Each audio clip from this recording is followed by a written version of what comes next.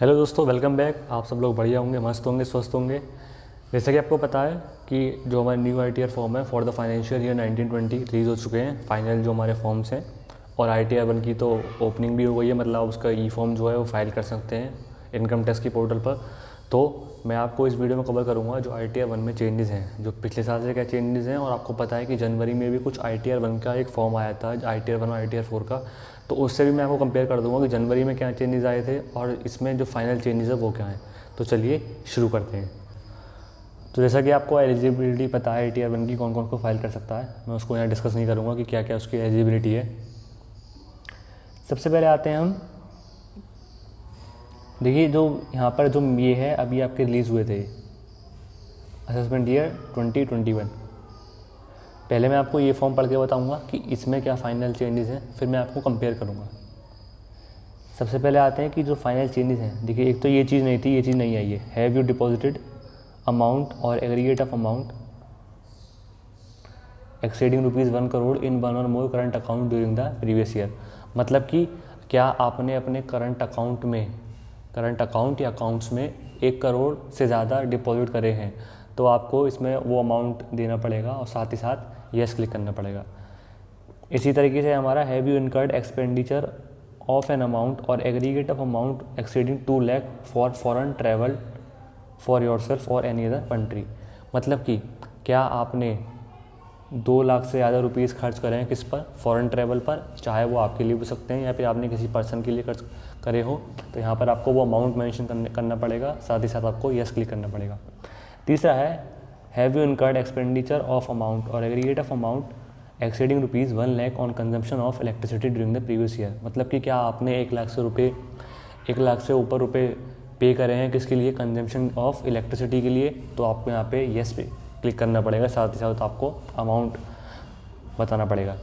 फिर हमारा सीधे यही है कि सैलरी की यहाँ पे इंफॉर्मेशन आएगी, डिडक्शन।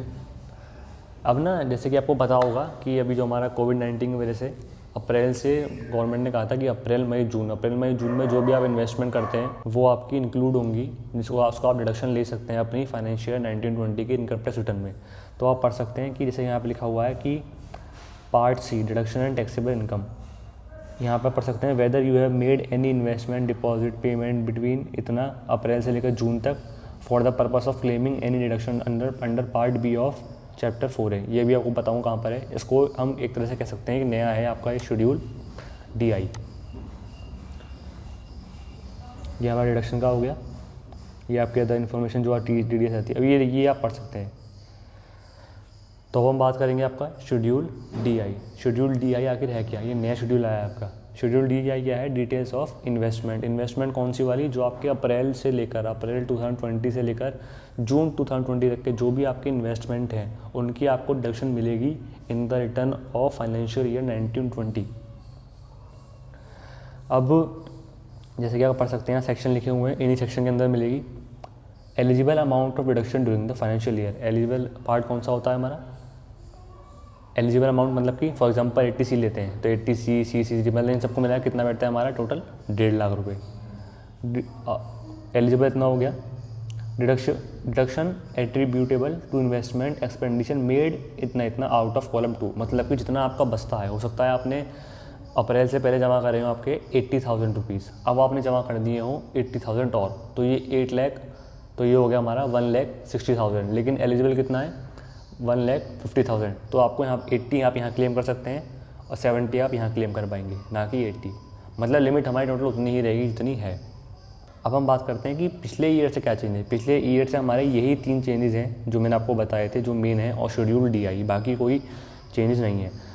और बात करते हैं कि जो हमारे जनवरी में ITR 1 का फॉर्म आया था उससे क्या चेंजेस है। उसमें क्या था, उसमें इन्होंने जो है डिपार्टमेंट ने यहाँ पे एक कॉलम दिया था कि आपका जो पासपोर्ट नंबर है आपको वो भी देना है। यहाँ पर अभी फ़िलहाल कुछ नहीं है, यहाँ केवल आपका आधार नंबर है, ईमेल एड्रेस हो गया जो हमारा था ही। गवर्नमेंट ने आपका पासपोर्ट नंबर भी मांगा था। ये जो 3 पॉइंट हैं ये हमारे उस वक्त ITR 1 में नहीं थे जो जनवरी में ITR फॉर्म रिलीज़ हुआ था। तीसरा मेन पॉइंट, यहाँ पर जब ITR 1 रिलीज़ हुआ था जनवरी में, तो यहाँ पर उन्होंने 10 ऑफ एम्प्लॉयर मांगा था। अगर आप सैलरी रिसीव करते हैं तो 10 ऑफ एम्प्लॉयर कंपलसरी है आपको देना, उसका नेम, जो कि अब यहाँ से हट चुका है। तो यही कुछ मेजर चेंजेस थे। और उसमें जो है, क्योंकि उस वक्त कोविड-19 नहीं आया था, तो उस वक्त भी गवर्नमेंट ने शेड्यूल DI नहीं दिया था, क्योंकि किसी को पता नहीं था कोविड-19 आने वाला है। शेड्यूल DI इस बार ही बिल्कुल नहीं आया है। तो मेरे हिसाब से आपको ये क्लियर होगा। बाकी मैं अभी और वीडियोस डालूंगा जितने भी हमारे फॉर्म्स रिलीज हुए हैं फाइनल। तो इसी के साथ मिलते हैं अपनी नेक्स्ट वीडियो में। जय सत्यम सिद्धाय नमः।